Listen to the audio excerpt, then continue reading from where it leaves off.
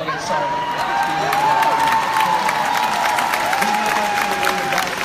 In the best shape right now.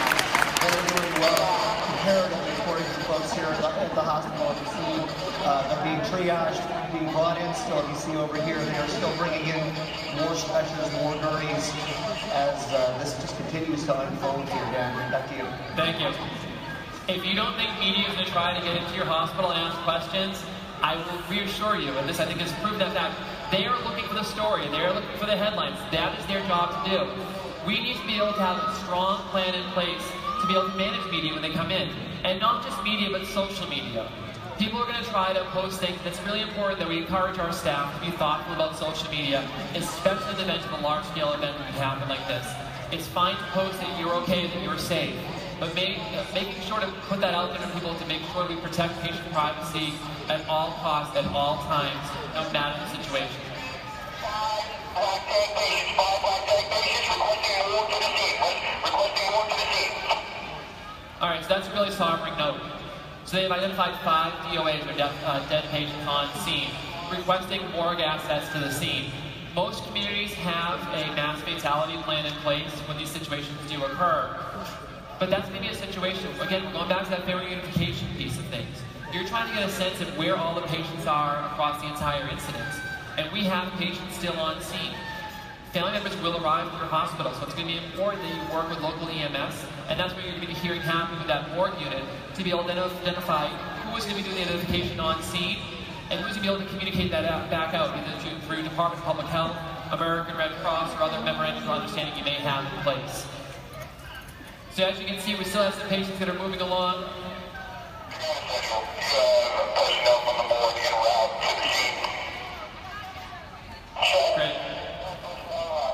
So our screaming patient isn't screaming anymore. I'm not sure if that was intentional or is that deterioration. So Intentional. Judging by the flurry of activity around, I'm going to go with deterioration more than the Haldol. Haldol So again, identifying who's your care team, who's your reassessment team, how often is that going to happen with things? Please assign decon team to Memorial Hospital. Please assign the decon team to Memorial Hospital. Great, so they're asking for decon. And you know, we're talking about decon. When the tornado happens, everything from over there now is over there. Home Depot in the fertilizer section may have been 2 blocks away a couple minutes ago. Now it's on top of you. So it's one of the things you may have to think about as things are happening. What else could be in your area? What's in your community? We saw this after Harvey, after a chemical plant had an explosion. That was in the community, and people need to be aware of it. So the first responders weren't impacted, and unfortunately some of them were. So I think our incident commander probably at some point will be able to give us an update about where they are with the scene, how far they've progressed with everything. Are they moving forward towards controlling the scene and moving all your transports?